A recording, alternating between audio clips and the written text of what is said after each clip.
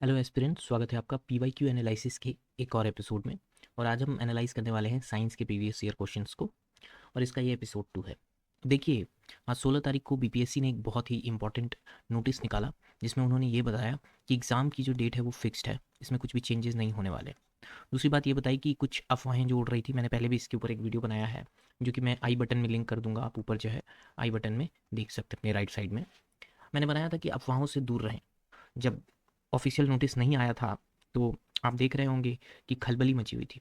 लोग बात कर रहे थे कि अब तो जनवरी में एग्ज़ाम होने वाला है, लेकिन आपने देखा कैसे बीपीएससी ने इस बात का खंडन किया और एक नोटिस से सब कुछ क्लियर कर दिया। तो एक सही तरीका था। अब देखिए, इस वीडियो में मैंने कुछ प्रीवियस ईयर के क्वेश्चंस लिए, पहले हम उनको देखेंगे, उसके बाद मैंने जो चैप्टर्स आपके लिए सेलेक्ट करके रखे हैं हम उनको भी देखेंगे और फिर हम इस वीडियो को कंक्लूड करेंगे। तो देखिए, पहला क्वेश्चन जो हम देख रहे हैं उसमें हमें करेक्टली मैच्ड पेयर्स खोजने हैं, और यहाँ पे आप ध्यान से पढ़ेंगे एग्जाम में, क्योंकि बहुत बार यहाँ पे इनकरेक्टली भी होता है लिखा हुआ, तो बच्चे वहाँ पे मिस्टेक कर जाते हैं। अब देखिए, ये जो है एनसीईआरटी का क्वेश्चन है, अगर आपने ध्यान से पढ़ा होगा तो शॉर्टनेस ऑफ ब्रेथ जो है वो डायस्नोपिया है, और एनोस्मिया जो है वो partial full loss of smell है। अगर आप ये दोनों जानते हैं तो आपको समझ में आएगा इंसोमिया जो है वो एक स्लीपिंग डिसऑर्डर है। कई बार हम कॉमन नेम है इंसोमिया सुनते भी हैं स्लीपिंग डिसऑर्डर का। और एनोरेक्सिया जो है वो एक ईटिंग डिसऑर्डर है, खाने से रिलेटेड। तो इस हिसाब से ओनली 3 और 4 जो है वो करेक्ट हो जाएगा। एमआरएनए ये भी एनसीईआरटी का है, बहुत ही बेसिक है, आपने क्लास 10th में भी पढ़ा होगा, सिंजर राइबोन्यूक्लिक एसिड। अब देखिए, एसी करंट के बारे में जो पूछ रहा है, ये फिजिक्स का बहुत ही इंपॉर्टेंट चैप्टर है। आपने वहाँ पे इलेक्ट्रिक करंट वाला अगर आप चैप्टर पढ़ेंगे तो वहाँ पे आपको डायनेमो के बारे में चर्चा मिलती ही मिलती है। ठीक है, और मैं यहाँ रेड से टिक आउट कर देता हूँ। करंट डेंसिटी जो है वो एक वेक्टर क्वांटिटी है, ना कि स्केलर क्वांटिटी है, आप ये बात ध्यान में रखें। क्या पूछा गया है कि मेडिकल केमिस्ट्री में जो है वो क्लासिफिकेशन क्या होता है मेडिकेशन का। तो क्लासिफिकेशन जो होता है वो मॉलिक्यूलर टारगेट्स के लिए होता है। क्यों होता है? क्योंकि हमारे जो मॉलिक्यूलर सेल्स होते हैं, जो लिपिड्स होता है, जो प्रोटीन होता है, वो सब हमारे लिए जो है वो इंपॉर्टेंट होता है हीट करना किसी भी मेडिकल केमिस्ट्री में, है ना। यानी कि मेडिकेशंस जब हमको प्रोवाइड किए जाते हैं तो उसमें ये इंपॉर्टेंट होता है। Which of the following liquid is a bad conductor of electricity? None of them.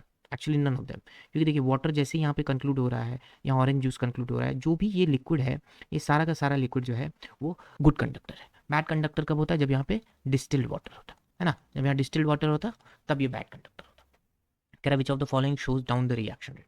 अब देखिए, रिएक्शन रेट का डाउन होना यहाँ पे तीनों में से किसी में शो नहीं कर रहा है। क्यों नहीं कर रहा है? तो यहाँ कैटलिक की बात हो रही है। कैटलिक तो हम जानते हैं कि लास्ट में जो रेसिड्यू बचता है उसको कैटलिस्ट कहते हैं।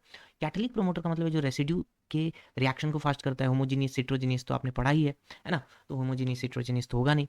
तो ऑप्शन क्या करेक्ट हो जाएगा हमारा? None of the. इनपुट और आउटपुट नर्व्स कहाँ मिलते हैं? तो ये देखिए, ये सिनेप्सिस का क्वेश्चन है। बायोलॉजी में जब आप सिनेप्सिस के बारे में पढ़ेंगे तो आपको पता चलेगा कि सेंट्रल नर्वस सिस्टम का क्वेश्चन दिया हुआ है यहाँ पे। आगे चलते हैं हम लोग। देखिए, डीएनए और डबल हेलिक्स स्ट्रक्चर के बारे में डिस्कवर की जब बात की जाती है तो जेम्स वाटसन और फ्रांसिस क्रिक का नाम आप याद रखेंगे। इन्होंने ये जो है वो डीएनए को डिस्कवर किया था। फोटो इलेक्ट्रिक सेल के बारे में बात हो रही है। अब यहाँ पे थोड़ा सा दिमाग लगाने वाली बात है कि जब हम लोग फोटोसिंथेसिस के बारे में बात करते हैं, है ना, जब फोटोसिंथेसिस के बारे में बात करते हैं तो इसका मतलब क्या होता है? यहाँ पे हम लोग लाइट एनर्जी को कन्वर्ट करने की बात करते हैं, लाइट एनर्जी को। तो यहाँ आप देख रहे हैं कि ऑप्शन में हमको यहाँ दिया है कि light energy converts into electrical energy, है ना। ये फिजिक्स का क्वेश्चन है, इसमें तो आपको लेंस के बारे में पढ़ना ही पड़ेगा, और लेंस और मिरर जो चैप्टर है आपके 10th के बुक्स में भी दिए हुए हैं, एनसीईआरटी में भी दिया हुआ है, आपको ये पढ़ना पड़ेगा। यहाँ कह रहा है कि जब इमेज फॉर्म होता है कनकेव मिरर पे, ध्यान रखिएगा कनकेव मिरर की बात हो रही है, तो वो इन्वर्टेड होता है और सेम साइज का भी होता है। रियल इमेज फॉर्म होता है यहाँ पे। तो रियल इमेज जब फॉर्म होता है तो ये सेंटर ऑफ द कर्वेचर के पास होता है। अब देखिए, इस क्वेश्चन में पूछ रहा है कि how do vector vaccine work to provide immunity? तो वेक्टर वैक्सीन जो है इम्यूनिटी कैसे प्रोवाइड करते हैं? तो ये प्रोवाइड करते हैं by placing the virus in a modified version of a different virus. यानी एक वायरस को दूसरे वायरस के अंदर डिफरेंट मॉडिफाइड वर्जन को जब प्लेस करते हैं तो ये इससे इम्यूनिटी प्रोवाइड करते हैं। What is the fibre use to make bulletproof jackets? अब देखिए, तो केवलार है, बहुत इजी क्वेश्चन, आपने कई बार नाम सुना होगा।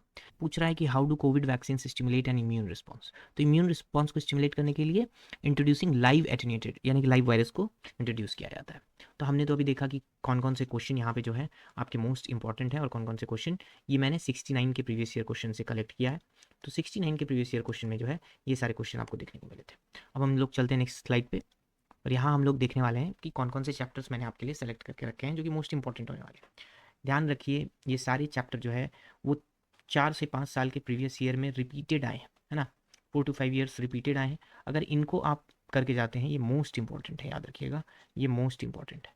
अगर आप इनको करके जाते हैं तो हाईली चांसेस है कि आप एग्जाम में अच्छा करने वाले हैं। तो देखिए, फिजिक्स में जो इंपॉर्टेंट चैप्टर है उसके लिए मैंने 3 कैटेगरी ली है हर एक चैप्टर को डिस्क्राइब करने की। वो मैं आपको पहले समझा देता हूँ। हम जब चैप्टर्स को डिस्कस करेंगे तो हमें चैप्टर की इंपॉर्टेंस पता चल जाएगी, है ना। तो सबसे पहले मैंने आयरन रखा है ना, आयरन मतलब इंपॉर्टेंट है, आप पढ़ सकते हैं, है ना। फिर उसके बाद मैंने रखा है ब्रॉन्ज, ब्रॉन्ज का मतलब है कि बहुत ज़्यादा इंपॉर्टेंट है ना, आपको पढ़ना ही पड़ना है।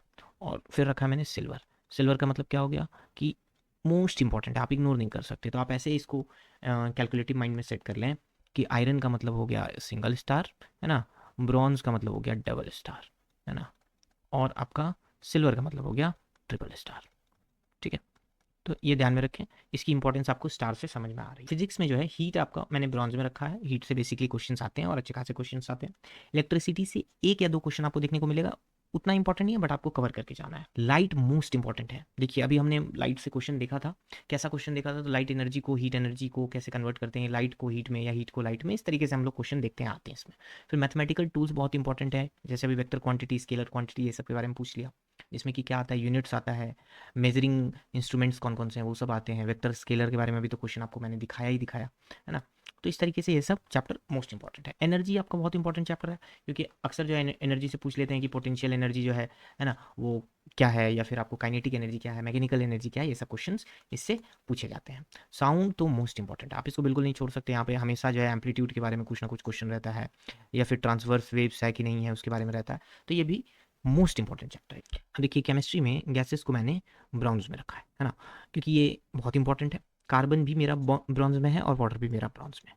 तो कार्बन और वाटर को मैंने ब्रॉन्ज में इसलिए रखा है क्योंकि गैसेस से तो अक्सर पूछते हैं कौन से गैसेस हैं जो ट्यूबलाइट में यूज़ होते हैं, या लाइट गैस कौन सा है, इस टाइप का क्वेश्चंस पूछता है। कार्बन से इंपॉर्टेंट क्वेश्चन क्यों बता रहा हूँ मैं, क्योंकि यहाँ पे अक्सर जो है पूछ लेते हैं कि आपका डायमंड क्या है ना, इस टाइप का क्वेश्चंस पूछ लेते हैं, डायमंड क्या है, ग्रेफाइट क्या है, किसकी डेंसिटी ज़्यादा है किसकी कम है। वाटर से क्वेश्चन अक्सर पूछ लेते हैं कि वाटर का वेपराइजेशन के बारे में पूछ लेंगे, या वेपर के बारे में पूछ लेंगे, या फिर बॉइलिंग या फिर मेल्टिंग पॉइंट वगैरह के बारे में पूछ लेंगे। तो ये सब केमिस्ट्री के लिए आपका इंपॉर्टेंट हो जाता है। एटम्स भी ब्रॉन्ज में है हमारा, है ना, और मॉलिक्यूल्स भी ब्रॉन्ज में हमारा। यहाँ पे अक्सर जो है हम लोग देखते हैं कि एटम्स और मॉलिक्यूल्स से 2 या 3 क्वेश्चंस होती हैं। सोप और डिटर्जेंट जो है वो उतना इंपॉर्टेंट चैप्टर है नहीं, मतलब इंपॉर्टेंट है, आपको पढ़ना है, बट उतना इंपॉर्टेंट नहीं है। प्लास्टिक और आइसोटोप्स, अभी हमने प्लास्टिक और आइसोटोप्स वाले चैप्टर से क्वेश्चन देखा, जिसमें कि हमने केवलार के बारे में चर्चा की थी।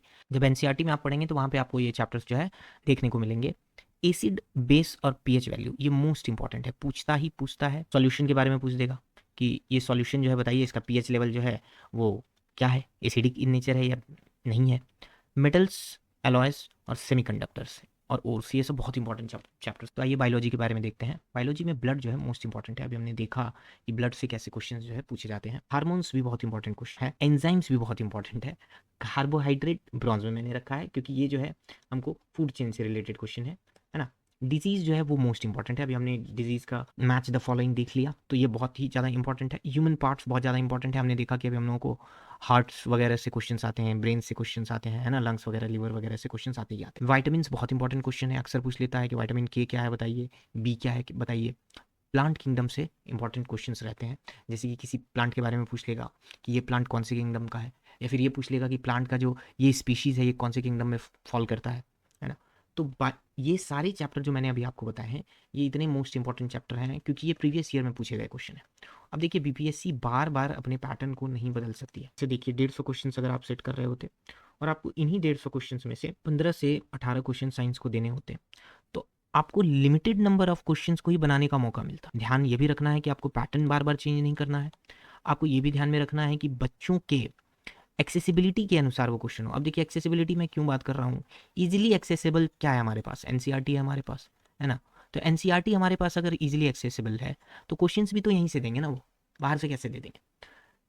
एक और इम्पॉर्टेंट बात यह है कि यही 15 और 18 क्वेश्चन घूम के आते हैं आपके चैप्टर्स को, बस जो है पैराजम्बल्ड कर दिया जाता है कि अच्छा अभी मैंने इस बार तो हार्ट पूछ लिया है, तो अब क्या होगा कि अब लंग्स पे फोकस करेंगे हम लोग।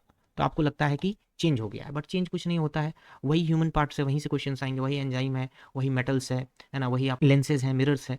तो आपको ओवर एंड ऑल इन सारे चैप्टर्स को क्लियर करने के बाद 15 से 18 क्वेश्चन में कम से कम 12 क्वेश्चन तो आपके बनने, आपको एवरेज बेस्ट करना है ना, हमेशा एवरेज बेस्ट करना है। ये एग्जाम का डिमांड 100% पे है ही नहीं, बच्चे हमेशा ये कंफ्यूज हो जाते हैं कि 100% करना है। 100% का एग्जाम डिमांड करता ही नहीं, 100% ये करता है कि अगर आप 80 ला रहे हैं तो क्या आप अपना एवरेज बेस्ट आगे बढ़ा के 85 कर सकते हैं।